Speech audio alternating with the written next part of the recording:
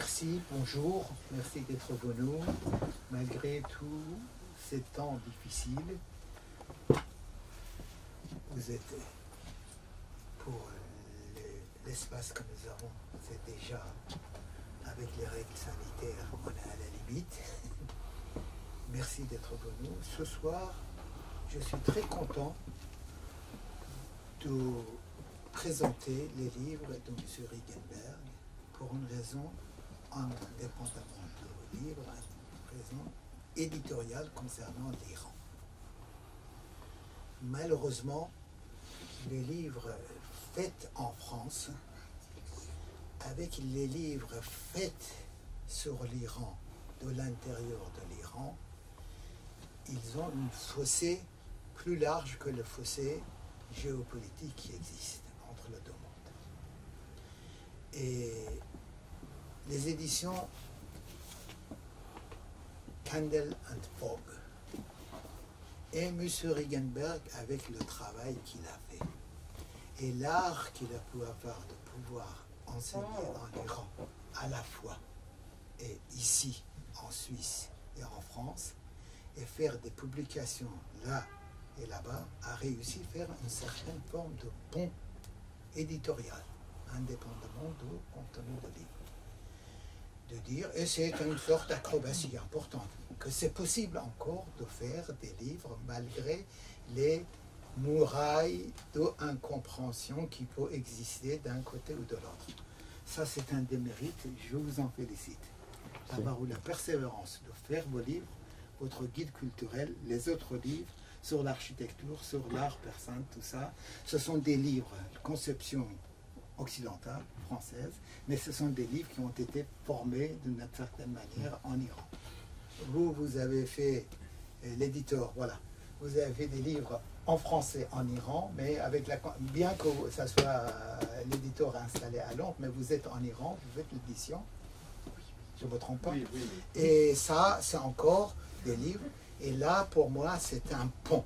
Le travail d'un libraire, c'est avant tout d'être celui qui fait le passage sur le pont. Donc pour moi, le pont est important. Et je suis vraiment contente sur cet aspect-là, indépendamment du fait même que le contenu des livres de Riegenberg, son guide culturel sur l'Iran, c'est un des meilleurs livres qui couvre les différents aspects culturels de l'Iran. C'est un livre que je vendais ici pendant des années en disant à tout le monde, surtout les Français qui allaient en Iran, c'est indispensable, vous ne comprenez pas, c'est pas seulement les sites archéologiques, c'est la présentation de culture. Et aujourd'hui, il y a un livre qui est le sujet de notre débat, Comprendre l'Iran, qui est déjà un pas en avant par rapport au guide culturel ou la présentation de la peinture, l'architecture, les bâtiments religieux, tout ça. Je vous dis d'abord comment ça fonctionne nos soirées. Vous allez parler pendant 30 minutes ou même si vous dépassez pour répondre à 2 questions. Pourquoi ce livre? C'est quoi ce livre? Contenu, c'est quoi? Et pourquoi avoir fait? Pourquoi l'avoir fait à ce moment-là? Après votre exposé, la salle intervient. Il y a un débat question, un débat échange avec la salle. Et après, il y a la signature des livres pour les gens, dédicaces des livres, s'il y a des gens qui le veulent. L'ensemble du programme est diffusé sur Instagram. Après, il va y avoir une vidéo YouTube qui restera dans les archives et sur le site de la librairie. Et ça peut être vu par... On a une audience, heureusement, assez importante et une richesse assez importante sur ce plan-là. Donc, encore merci. Et je cède la parole à M. Riegenberg pour nous répondre les 2 questions. Merci d'être venu. Merci beaucoup pour l'invitation et merci à toutes les personnes présentes qui ont bravé la situation sanitaire quand même tout à fait particulière dans laquelle nous vivons. Alors pourquoi ce livre? Donc réponse politiquement correcte serait de dire pourquoi pas.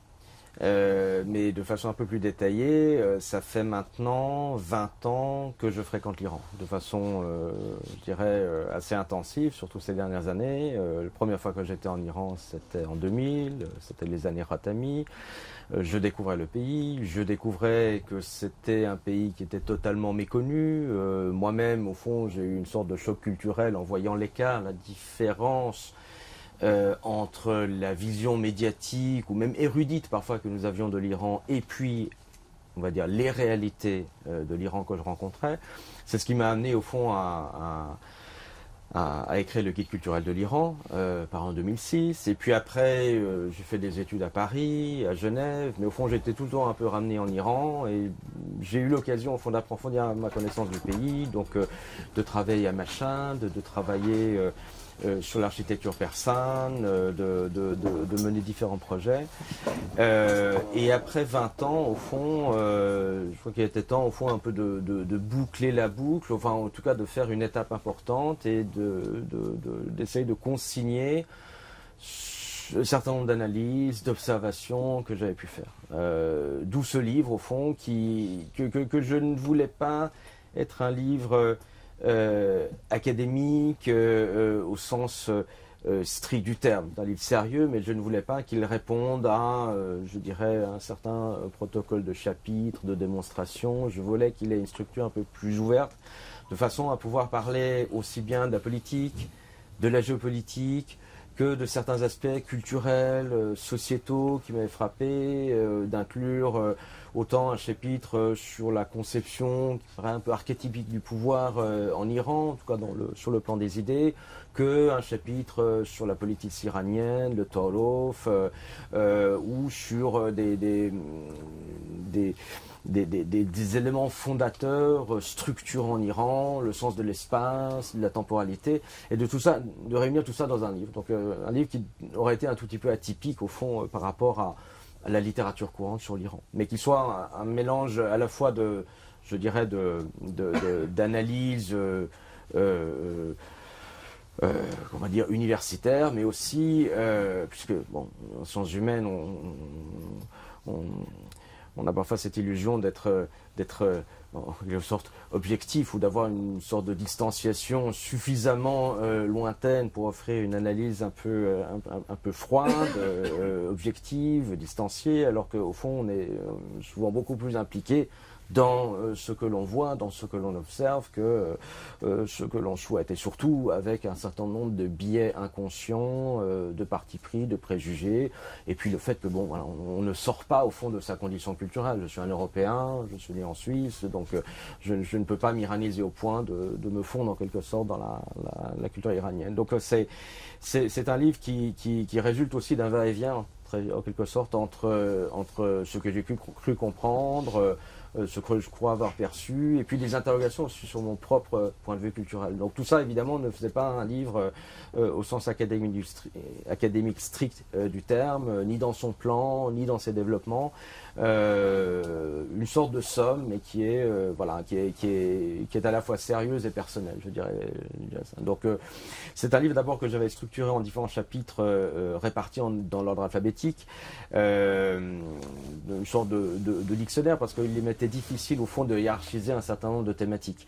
Et puis finalement, bon, j'ai adopté un plan un peu plus classique suite à des premières lectures que j'ai fait faire des connaissances, et donc je l'ai divisé en plusieurs grandes parties sur la politique, sur le mode de vie, sur la question Orient-Occident, enfin, schématiquement, je déploie un tout petit peu dans le détail ces problématiques-là, de façon à avoir, je dirais, des coups de sonde plus ou moins approfondis sur des aspects qui m'ont semblé essentiels dans l'Iran, depuis le martyrisme jusqu'au hijab, question du pouvoir, la relation particulière que la population iranienne a souvent eue par rapport au pouvoir politique qui se sont succédés, et puis aussi des considérations sur la sociabilité, sur l'hospitalité, sur au fond des traits qui me semblent essentiels, sans oublier évidemment la poésie avec un chapitre consacré à Hafez et puis un autre à Persépolis et au livre des rois, de monuments qui sont un architectural, archéologique, l'autre poétique, mais qui sont au fond des thèmes fondamentaux pour, à mon avis, aborder ce qui fait au fond la dynamique intime des civilisations. Puisque la question que je me suis toujours posée au fond, c'est au fond qu'est-ce qui fait l'iranité? Qu'est-ce qui fait que les Iraniens sont Iraniens?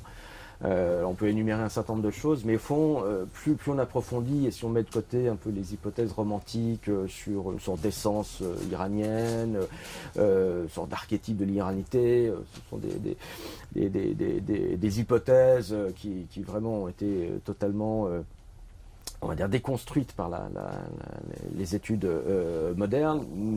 Et je partage tout à fait ces déconstructions, mais le mystère demeure. C'est-à-dire qu'est-ce qui fait quand même que on se sent iranien encore en 2021, qu'on se sentait iranien il y a 2000 ans, mais de façon totalement différente, et quel est le fil au fond de cette iranité. Donc c'est ça aussi qui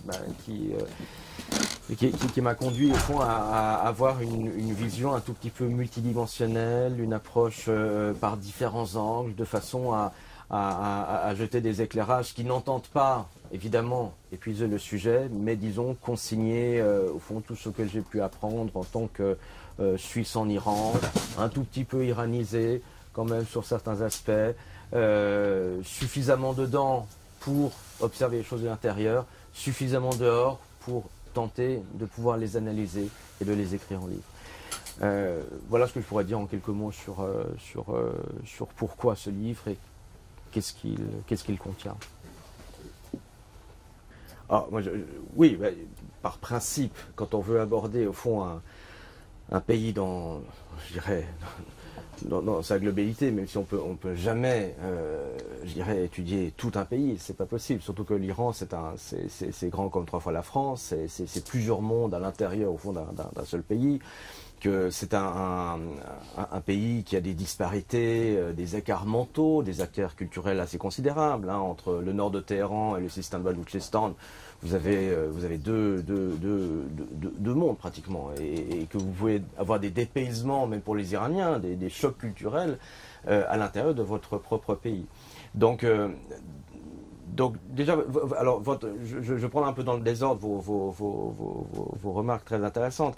Alors se mettre dans la peau d'un Iranien, alors M. Salvatian a réagi. Moi, je dirais que c'est j'ai essayé de comprendre quelques ressorts, au fond, d'un point de vue iranien, mais jamais je n'aurais eu l'illusion de me mettre à la place d'un Iranien. Parce que, déjà, il y a plus de 80 millions d'Iraniens simplement en Iran, qu'il y en a un certain nombre aussi à l'étranger, et que chaque Iranien est, on va dire, Iranien différemment. Donc, quel Iranien, dans quelle peau d'Iranien je me serais mis. Donc ce n'est pas possible au fond. Et je crois que c'est une pure illusion de vouloir vraiment rentrer à ce point-là, hein, dans une intimité qui est forcément multiple et multidimensionnelle. Mais ce que j'ai essayé de faire effectivement, comme vous l'avez vu, c'est d'essayer d'être au plus proche au fond de certains éléments structurants et fondateurs. Donc est-ce que j'ai parlé avec tout le monde? J'ai essayé d'avoir des contacts avec différents milieux. Alors je n'ai pas pu explorer tous les milieux. J'ai eu des contacts avec des milieux religieux, j'ai eu des contacts avec des milieux que je dirais lointainement militaires, mais j'ai beaucoup travaillé sur les photographies de la guerre en Irak pendant plusieurs années avec d'anciens photographes de guerre et qui m'ont là vraiment fait comprendre du point de vue iranien ce qu'a pu représenter cette guerre aussi à un certain point de vue religieux, culturel et un point de vue qui contrastait assez fortement avec toute l'image au fond que nous avons de cette guerre en Occident, avec dénonciation continuelle du martyrisme iranien. Et là, j'entendais vraiment un discours tout à fait différent, qui m'a énormément apporté, qui m'a fait comprendre aussi certains ressorts intimes, alors de milieux vraiment conservateur, mais pas au sens archaïque, mais qui avait une conception au fond des valeurs humaines, d'une solidarité, une inscription sociale tout à fait différente des milieux, on va dire, réformateurs, occidentalisés, avec lesquels j'ai pas eu énormément de contact finalement, parce que au fond ce sont des milieux, des personnalités qui me paraissent avoir un discours à la fois pas assez occidental, si j'ose dire, de mon point de vue, et souvent déconnecté quand même d'un Iran qu'on va dire profond, mais l'Iran au fond traditionnel, l'Iran religieux, l'Iran mystique. Alors il faut comprendre que moi je suis un historien de formation, donc j'ai un doctorat en histoire générale, mais au fond que je me suis intéressé à l'histoire des religions. J'ai fait un diplôme ici à l'école pratique des hautes études, et je crois que c'est une chance d'aborder l'Iran à travers le religieux, parce qu'on voit effectivement un certain nombre de choses que je dirais avec une perspective politique ou géopolitique, on peut voir, mais on voit moins, on voit de façon moins intense, et surtout qu'on risque de ne pas prendre au sérieux. Et pour moi, je prends la religion au sérieux. Je crois qu'elle a un pouvoir fortement structurant, un pouvoir transformateur. Je prends au sérieux aussi toute une dimension mystique. Pour moi, ça a une réalité. J'ai écrit aussi pas mal de livres aussi sur l'herméneutique de l'art, hein, sur toute la question, la problématique de l'interprétation philosophique, spirituelle de l'art. Donc ce sont des thématiques, moi, qui m'intéressent depuis très très longtemps, depuis à peu près une trentaine d'années.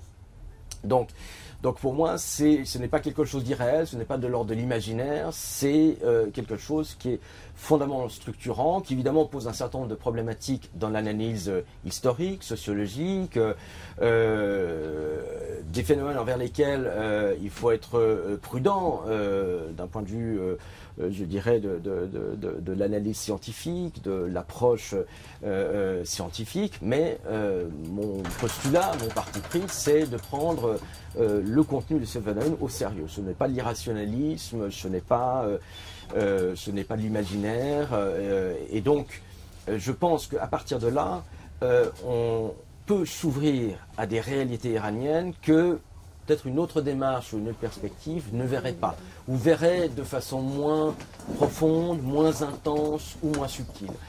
Et c'est pour ça qu'effectivement, j'ai essayé de voir ce qui était le fond, ou un des fonds, si on peut dire, sans illusion romantique d'essentialisme, hein, mais ce qui vraiment était le fil intime d'une certaine conception iranienne de l'identité.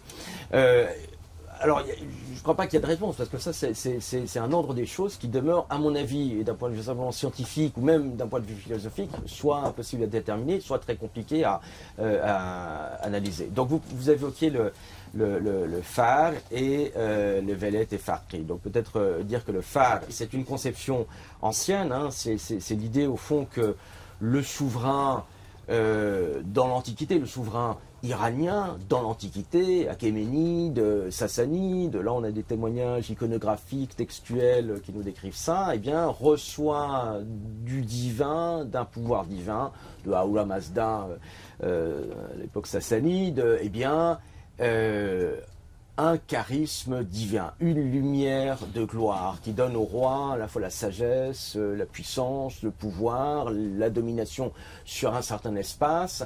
Et donc le pouvoir vient toujours d'en haut. Il y a toujours une connexion transcendantale entre le souverain et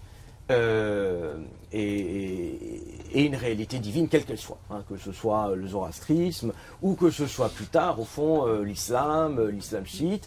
Et même si on va, je dirais, au-delà, au fond, des dynasties purement iraniennes, achéménides, par sassanides, bien, même chez les élamites, hein, une confrérie de tribus qui installe la première civilisation sédentaire d'Iran. Bon, on a aussi des textes qui connectent littéralement le souverain à une dimension transcendante. Et effectivement, le Velayat Faqih, donc c'est cette idée au fond de guidance du juriste, idée au fond moderne, qui a été intégré dans un schéma politique hybride, celui de la République islamique, très moderniste par certains aspects, en tout cas moderniste dans sa manière centralisatrice, jacobine, de propulser dans un organigramme un pouvoir religieux suprême avec toute une hiérarchie d'instances politiques, mais il y a l'idée quand même dans cette gouvernance du juriste d'avoir un lien effectivement de transcendance entre le guide suprême et puis une réalité divine. Et dans le livre, j'ai comparé dans ce chapitre-là sur le pouvoir, un bas-relief de Persépolis, et puis une peinture murale de Téhéran, peut-être année 2000, où on a exactement, au fond, cette même hiérarchie, en tout cas théorique, subordination entre une réalité divine, un pouvoir politique, mais on va dire politique ou religieux, ou politico-magique, ou politico-spirituel, et puis la population. Donc il y a vraiment un schéma qu'on retrouve au fond de l'Antiquité à même une certaine modernité idéale, religieuse actuelle.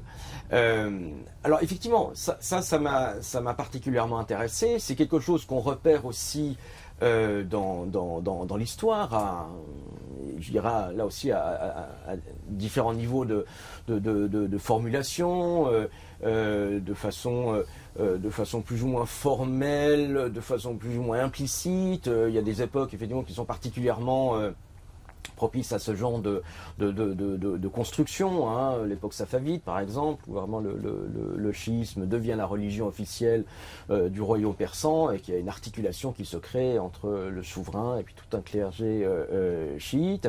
Ce qui m'intéressait aussi, c'est au fond il y a des paroles de Mohammad Reza Pahlavi qui sont des paroles tout à fait mystiques et qui montrent lumière des Ariens, mais ça réfère aussi à ce pouvoir au fond de lumière. Donc ça effectivement, je pense en tout cas que c'est un rattachement au fond idéal, fondateur, fondamental, structurant de l'iranité, en tout cas d'une iranité politique, et qui s'est incarné dans une politique impériale, en tout cas à partir des Achéménides. Si bien que la République islamique aujourd'hui, c'est au fond, c'est pas tellement une république, elle est parfois pas très islamique, mais en revanche, derrière au fond ces apparences islamistes ou pan-islamistes, on reconnaît bien une certaine tradition impériale iranienne.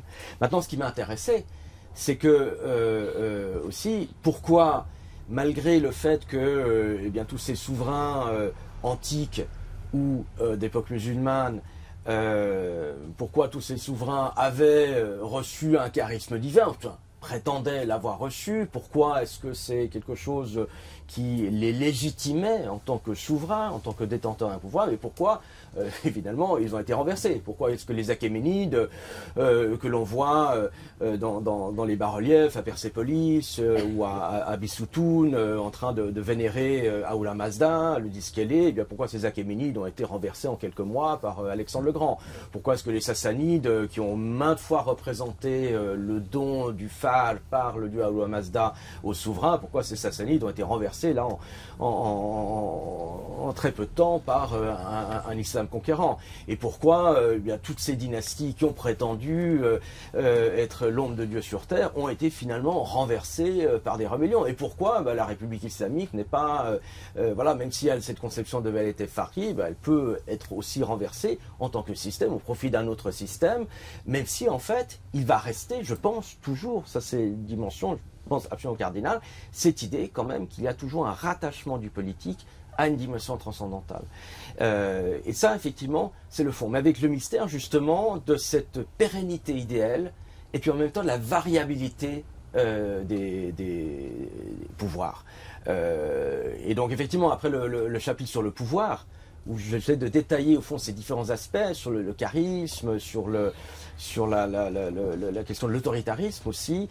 Il y a un autre chapitre sur justement le contrôle au fond politique de la population et comment eh bien, il y a l'histoire iranienne qui a fréquemment montré un instinct de rébellion contre les pouvoirs.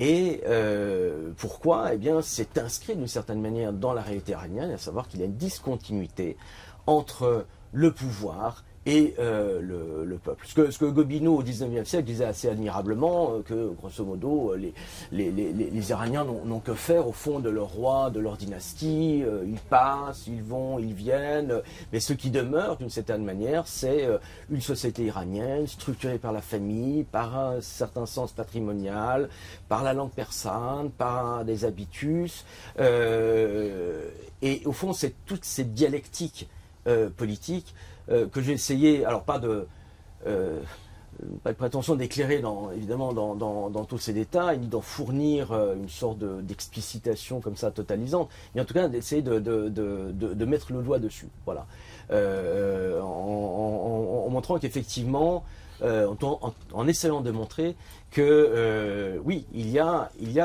une permanence dans une certaine conception du pouvoir, et qui donne aussi, je dirais, enfin, qui pose un certain nombre de problématiques lorsqu'on veut imaginer l'avenir ou le développement de cette République islamique, puisque à chaque décennie, hein, et moi depuis 20 ans, là maintenant j'ai en quelque sorte une épaisseur historique personnelle, mais en tout cas tous les 2 ans on m'annonce l'économie va s'effondrer, le système va périr, va péricliter, il va tomber, il est encore là. Peut-être que ça va tomber une fois, mais pour l'instant, il tient. Mais lorsqu'on fait un peu des prospectives, on se dit, mais où va l'Iran? Quel est son avenir? Alors, d'un point de vue, on va dire simplement politique occidentale, avec tout cet effet, au fond, de projection occidentale, où nous, occidentaux, on aime bien, au fond, projeter sur l'Orient, au fond, nos idéaux, ce qu'ont fait les Américains en Afghanistan, et on a vu un peu ce que ça a donné. Mais on imagine, voilà, une république islamique qui va devenir de plus en plus républicaine, de moins en moins islamique, avec, voilà, un peu comme dans certains pays européens, une séparation stricte de la religion, de l'État, un nationalisme qui serait au fond le liant universel des Iraniens, etc.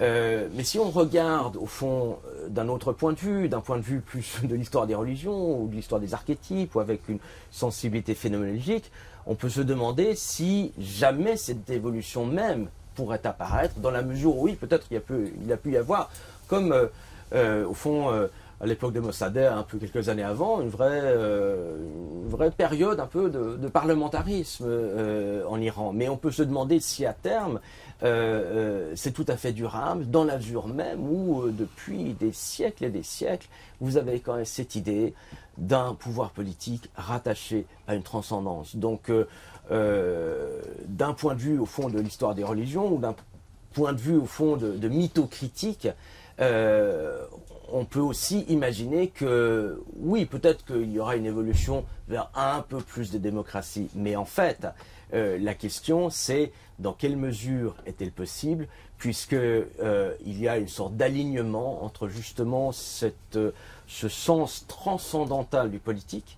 et que conserve justement de façon un peu ésotérique le noyau dur du pouvoir, et puis au fond, une pulsation identitaire fondamentale.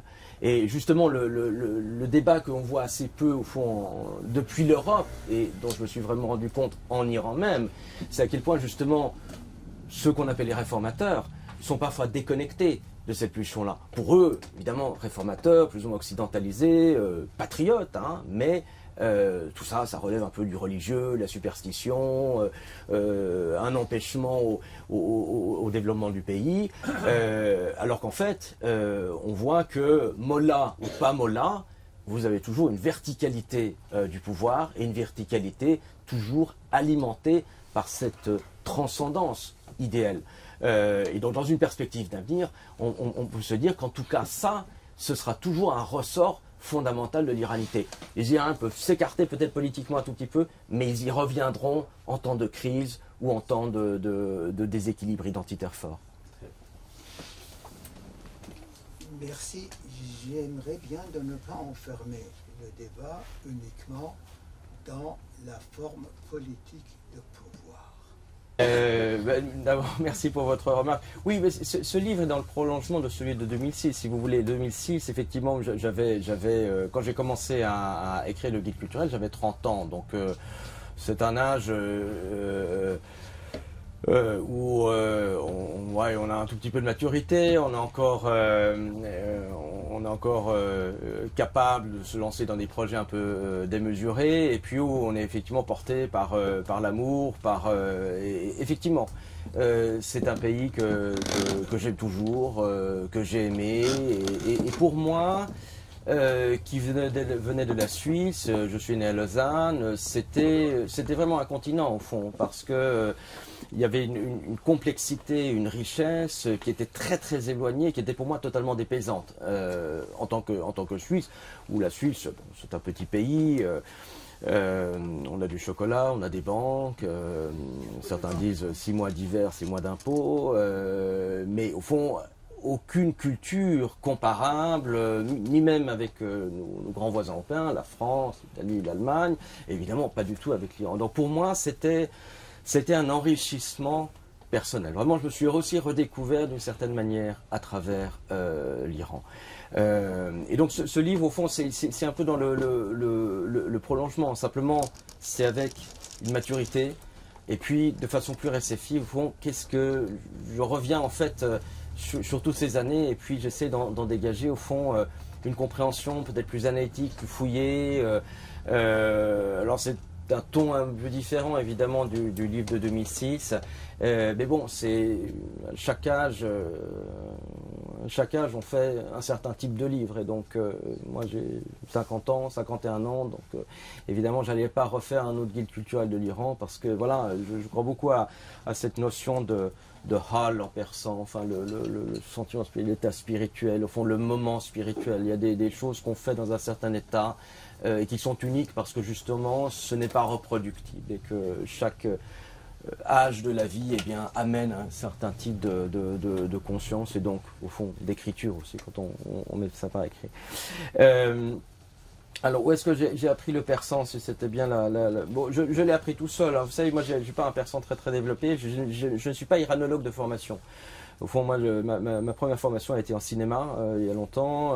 Après, j'ai fait l'école pratique des études ici, mais mon domaine, c'était les sciences religieuses, l'histoire de l'ésotérisme occidental, je vais y arriver. Et puis, j'ai un doctorat en histoire à Genève, mais pas du tout dans le domaine de l'iranologie. Donc l'iranologie, c'est quelque chose vraiment que j'ai fait parallèlement. Donc, vraiment, je me suis un peu formé sur le tas. J'ai évidemment la méthode historienne que m'ont apporté mes études, mais j'ai encore un persan largement de vache espagnole, on va dire. Mais qui me suffit largement à trouver ma route ou à lire un menu de restaurant. Hein. Donc c'est bien, en tout cas à parler avec les gens, puisque j'ai fait beaucoup de tourisme au fond dans toutes ces années. Donc j'ai beaucoup voyagé un peu dans tout l'Iran, j'ai parlé un peu avec tout le monde au cours de ces périples.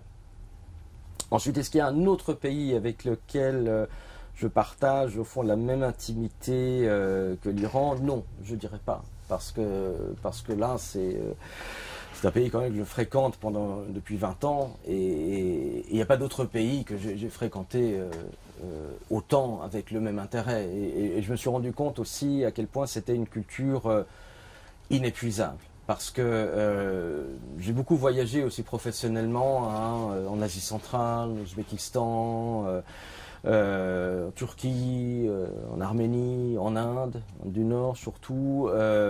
Toutes ces cultures m'ont passionné. Mais au fond, l'Iran a, une saveur particulière. C'est un monde finalement complexe, que j'aime bien appeler multidimensionnel et pas paradoxal, parce qu'on dit beaucoup que l'Iran est paradoxal. Pour moi, il n'est pas tellement paradoxal, c'est simplement, ou alors il est paradoxal dans le bon sens du terme, c'est que toutes les grandes cultures, toutes les grandes civilisations reposent sur des contradictions, mais des contradictions qui sont créatrices. Donc c'est pour moi plutôt un pays multidimensionnel. Et c'est un pays carrefour, c'est un pays axial, au sens où il y a vraiment une culture axiale, qui est toujours là, qui est toujours fondatrice. Mais c'est un pays carrefour parce qu'il est ouvert aux 4 vents. On rencontre de tout au fond en Iran. On a des échos de l'Extrême-Orient, on a des échos de l'Occident, et puis en même temps on est dans un monde qui est oriental, mais oriental à sa manière, qui n'est pas tout à fait occidental, mais qui est occidentalisé, mais qui est totalement à part. Et ça, j'ai pas retrouvé dans un autre pays cette complexité-là. Donc non, il n'y a pas d'autre pays. Hein. Je suis monothéiste, monogame, et on va dire monopays, au fond, si on peut utiliser un nouveau un néologisme qui est pas très judicieux, mais effectivement, je dirais que le monde oriental m'intéresse, mais l'Iran a concentré d'une certaine manière, au fond, a été pour moi le miroir le plus révélateur et a concentré au fond tout ce qui m'intéressait. Donc, ce qui ne veut pas dire que le reste du monde n'existe pas, mais c'est vrai que par affinité lective, pour reprendre une expression célèbre, voilà, j'ai trouvé l'Iran, puis l'Iran m'a trouvé aussi. Donc cette relation-là, elle est d'une certaine manière unique, même si évidemment il y a d'autres pays qui m'intéressent. Et ce qui est peut-être intéressant pour moi, c'est que aussi j'ai redécouvert l'Iran à travers le miroir iranien, parce qu'à un moment donné, à force d'être en Iran, on n'oublie pas l'Europe, mais j'ai souvent été frappé des Iraniens qui me demandaient des questions sur l'histoire de la Suisse, de mon pays, et en fait je me suis rendu compte que je connaissais beaucoup plus les Seljoukides que l'histoire de mon propre pays. Ce qui est un peu normal d'ailleurs, un peu déphasé. Et donc ça m'a invité aussi à redécouvrir dans mon pays. Donc ça c'est aussi la vertu alchimique au fond de l'Iran. Maintenant, pour comment est-ce que j'ai construit mon savoir sur l'Iran, vous savez, En fait, ça revient à expliciter un peu ce que vous avez dit, méthode historienne. C'est ça qui était bien. Oui. Pas voilà, c'est ça que je vous demande à développer. Oui, tout à fait. Oui, j'allais bien. Alors bon, donc j'ai une formation en histoire, mais au fond, je suis un peu historien des religions et puis historien de l'art. Et pour aborder l'Iran, ça a été mes deux angles en quelque sorte, l'art et les religions, qui me semblent justement assez intéressantes parce que à la fois les arts sont extraordinaires et avec un rayonnement extraordinaire. Et puis le religieux a un poids, une substance aussi absolument considérable. Et donc tout ça m'a beaucoup et profondément intéressé, d'autant plus qu'ils sont souvent liés, d'autant plus que ça a nourri ma réflexion sur quelle est la relation entre le spirituel et les arts, entre la mystique et les arts. Ce sont des questions fondamentales parce que bon, on les pose depuis on dirait presque des siècles, mais que l'Iran apporte un certain nombre, je dirais, de réponses, ou en tout cas des témoignages qui sont extrêmement enrichissants pour qui étudie justement une histoire de l'art dans le miroir de la religion, qui étudie les religions dans le miroir de l'histoire de l'art. Puis j'ai publié récemment un livre avec Lélie Anvar et Amina Okada, paru chez Diane de Cellier, sur les Majnoun de Jami. Et bon, je me suis occupé de la partie persane, du choix des peintures persanes et puis de leurs commentaires. Et au fond, j'ai nourri des commentaires de ces réflexions-là, sur la relation entre l'art, la religion, en passant par l'interprétation, l'herméneutique. Donc comment mon savoir, au fond, c'est à la fois un savoir universitaire, enfin une méthodologie, on va dire, assez classique, mais en Iran même, j'ai très vite entendu, enfin on m'a très vite dit, répété même le proverbe iranien, qu'on a une bouche et deux oreilles. Et donc effectivement, c'était d'abord d'écouter effectivement les gens. Parce que quand je suis arrivé en Iran en 2000, j'avais au fond très peu de livres sur l'Iran. J'avais les livres de Gershman, j'avais des livres magnifiques, mais qui dataient au fond des années 50, des années 60. Et donc il y avait une sorte de trou documentaire, et où au fond il y avait très peu de livres publiés en Occident qui étaient vraiment utiles pour comprendre au fond le pays que je voyais. Non pas que les sites archéologiques avaient considérablement changé, mais au fond le regard sur eux avait aussi changé, et que donc effectivement, d'abord dans un premier temps, j'ai énormément parlé, rencontré des gens, discuté, et puis après ça a été évidemment un va-et-vient entre des lectures, alors surtout je dirais anglo-saxonne, même s'il y a je trouve des iranologues remarquables en France, hein, Yann Richard, Thierry Coville, Bernard Hourcade, Fariba Adelrin, ce sont des gens que j'ai lus et que j'apprécie énormément, qui m'ont beaucoup appris. Pour l'Iran contemporain, ce sont vraiment des maîtres d'études, mais sinon, bon, il y a toute l'encyclopédie iranica en anglais qui est évidemment fondamentale et qui réunit vraiment toute une kyrielle de spécialistes. Si vous voulez, la problématique que j'avais quand je faisais le guide culturel de l'Iran, c'est qu'au fond, j'avais beaucoup de documentation qui datait des années 1970, alors que moi j'étais 30 ans après.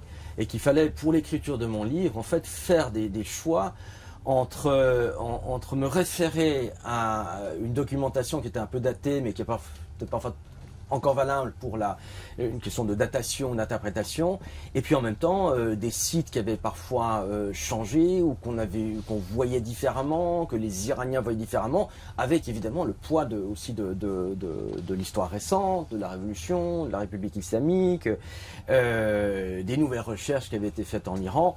Donc au fond, ce que j'ai appris de l'Iran, ça a été au fond toutes ces sources-là que j'ai essayé d'assimiler, d'ingérer, en essayant de les structurer, mais en me rendant compte évidemment que plus j'en savais et moins j'en savais, et que plus on essaie d'aborder la complexité, plus on se rend compte combien justement c'est complexe, parce qu'il y a à un moment donné il y a des effets de miroir où on ne sait pas si ses propres difficultés ou ses propres complications qu'on projette sur la réalité qu'on voit, ou si vraiment il y a des complexités. Ce qui m'a intéressé en tout cas, c'est au fond ces différents niveaux de la société iranienne, enfin, sa multidimensionnalité justement, c'est-à-dire au fond d'une société qui est kaléidoscopique et qui a vraiment encore un sens au fond du mystère, de l'ésotérique. Et il faut dire que là je suis un peu un héritier d'Henri Corbin, qui m'a énormément influencé quand j'avais une vingtaine d'années, à l'époque où je ne pensais même pas aller en Iran, puisque les premières images que j'avais eues de l'Iran, c'était la prise de l'ambassade américaine à Téhéran, donc des images assez peu attractives. Mais Corbin m'a rendu attentif à la question de l'herméneutique, à la question de la mystique, à la question de le rapport complémentaire de l'exotérisme et de l'ésotérisme. Et surtout, il m'a été utile parce que bon, c'est un auteur maintenant qu'on conteste beaucoup, enfin qu'on critique de façon générale pour parfois ses envolées mystiques ou ses extrapolations. Mais avoir lu Corbin dans l'Iran d'aujourd'hui m'a permis de reconnaître justement les présences de ce qu'on appelle l'Irfan, la mystique. C'est-à-dire que derrière, au fond, peut-être parfois le caractère un peu mondain, brillant des Iraniens, mais il y a vraiment une sorte de sensibilité très très subtile, très très profonde, où soudainement, à travers un vers de poésie, vous avez d'un coup accès non seulement à un patrimoine littéraire, mais tout à une sensibilité spirituelle, à une intuition spirituelle. Et ça vous raccorde directement au fond au mystère de la culture. Comment est-ce qu'une culture se régénère? Comment elle se ressource? J'évoquais cette théorie politique, mais au fond, il y a quelques analogies aussi dans, au fond, le mystère de la création, parce que, bien sûr, on peut justifier, auto-légitimer un pouvoir par le phall, on peut, comme beaucoup de poètes persans, dire, voilà, je me suis abreuvé à la source de vie, etc., mais ça pose quand même le rapport, justement, à ce qui est pérenne, à ce qui reste. Donc le fait qu'au fond, les Iraniens lisent toujours un poète du XIVe siècle, qui est Hafez, et qu'il y a des Iraniens qui sont à la fois totalement dans le XXIe siècle et en même temps qui comprennent un poète du XIVe siècle, ça pour moi c'est un vrai mystère, en ce sens que c'est justement une complexité qui fait qu'on peut vivre dans une modernité et puis en même temps être attaché à quelque chose qui ne passe pas, à quelque chose qui est de l'ordre du spirituel, quelque chose de permanent. quelque chose qu'on ne va pas forcément voir dans le quotidien des Iraniens, mais qui affleure d'un coup, au détour d'une conversation, parfois même anodine, et qui montre comment justement une culture joue aussi avec l'observateur. C'est qu'à force de... moi j'ai accompagné énormément de groupes de touristes en Iran, et évidemment, les touristes qui vont en Iran apportent avec eux leur expérience, leur biographie, leur vision, leurs préjugés, etc. Et là, j'ai pu me rendre compte, pendant toutes ces années, enfin quelque chose qu'en sciences humaines, on connaît bien, mais dont il faut toujours se rappeler, au fond, à savoir qu'on voit ce que l'on est. Et qu'on est sensible à certaines choses à mesure de sa propre disponibilité ou disposition à voir un certain nombre de choses. Et donc, là, entrer en Iran par la voie de la poésie, par la voie de la mystique, pour moi, ça a été une clé assez fondamentale. Et donc, c'est aussi, à part, au fond, ma méthodologie historienne, pour moi, ça a été une clé fondamentale. Et je me suis rendu compte d'un point de vue simplement personnel, alors peut-être très subjectif, peut-être un peu illusoire, je ne sais pas, mais que c'était pour moi, en tout cas, une manière de tisser un contact profond avec les Iraniens, même avec des gens du pouvoir que j'ai pu rencontrer, qui étaient parfois assez haut placés dans le pouvoir, où j'évoquais un peu des sujets justement relatifs à la mystique, et je me suis rendu compte, tiens, là je suis plus seulement l'étranger devant eux, je suis quelqu'un qui est entré un peu plus profondément que le discours orientaliste dans le texte du pays, sans pouvoir me mettre dans la peau d'un Iranien, sans pouvoir être iranien, mais voilà, l'idée au fond qu'il y a d'un coup la possibilité qu'entre lui et moi, il y avait justement un pont, pas seulement un fossé. Je ne sais pas si j'ai répondu un peu à votre question ou est-ce qu'il manque quelque chose. Merci beaucoup. J'ai d'autres choses, mais je laisse la parole aux autres. D'accord. Allez-y. J'aimerais vous poser une question parce que je crois que j'ai l'impression qu'on a des points communs. Moi aussi, je me passionne pour l'Iran. C'est normal que je sois là en tant qu'autodidacte. Mais est-ce que finalement, des fois, vous n'avez pas ce sentiment de vous perdre un petit peu dans tout ça? Pas de façon négative, hein, mais de façon de se dire... De me perdre? Ah oui. De pas avoir de se dire bah, où est-ce que je suis finalement, est-ce que... Ah oui, oui, tout à fait. C'est ce que je... Parce que moi j'ai ça aussi, je suis pas allé encore en Iran, bon, pour diverses raisons. Mais c'est vrai que des fois quand je vais à des conférences sur l'Iran, comme j'aime tellement cette culture, quand je sors, je vais dans un autre monde. C'est-à-dire quand je termine la conférence, que j'ai quitté les gens avec qui j'ai discuté, j'ai l'impression de rentrer dans un autre monde. C'est-à-dire je quitte et je rentre, vous voyez ce que je veux dire? Oui, bah oui. C'est un petit peu le... Oui, mais tout à fait. Mais effectivement, dans un autre monde. Alors se perdre, oui. Écoutez, je me souviens d'un film Pirates des Caraïbes, le 3e, où il y a un personnage qui disait c'est en se perdant qu'on trouve des choses qu'on n'espérait pas voir. Je crois que tout est là, en fait. Oui, chaque fois que je me suis perdu en Iran, ça a été bon, c'était parfois un peu compliqué. D'abord, l'Iran vous rattrape assez rapidement, oui. mais effectivement, parfois, se perdre est plutôt un bon signe au fond, parce que si on a toujours une carte ou un GPS, on va voir que ce que vous montre la carte, le GPS. Osez un tout petit peu sortir des chemins, osez sortir des pistes. Et puis là, là, on risque de se perdre, mais on risque justement de trouver l'essentiel. D'ailleurs, oui, ça m'arrive. J'aime bien ce sentiment. Voilà. Ah bah oui, voilà. Donc, alors, il faut que vous alliez en Iran, mais pour vous perdre alors. Oui, pour oui. Alors, ce serait beaucoup mieux pour vous. Oui, c'est assez. Non, oui. Voilà, bon, ce sentiment, voilà. Mais je faisais parce que justement, moi, je suis arrivé par l'Iran avec. Comme je me passionne par l'Antiquité, que mes parents m'ont transmis, c'est pour ça qu'ils m'ont appelé Romain.